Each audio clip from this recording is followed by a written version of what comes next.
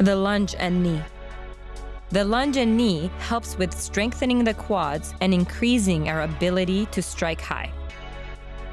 Stand with your feet hip-width apart. Step your right leg back into a low lunge position with your hands in guard. As you come back to standing, go up on the ball of your left foot. Throw your right knee up and out with a hip thrust. Bring your right leg back into lunge position and repeat.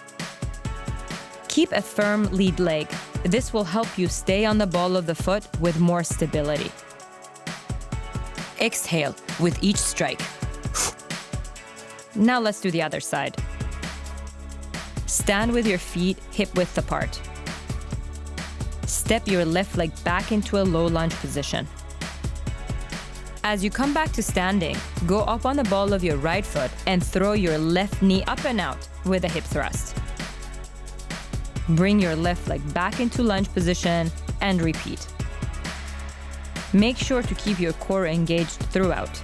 Exhale with each strike.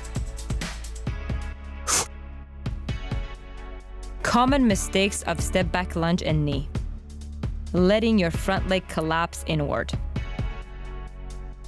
Just lifting the leg up and not thrusting it forward.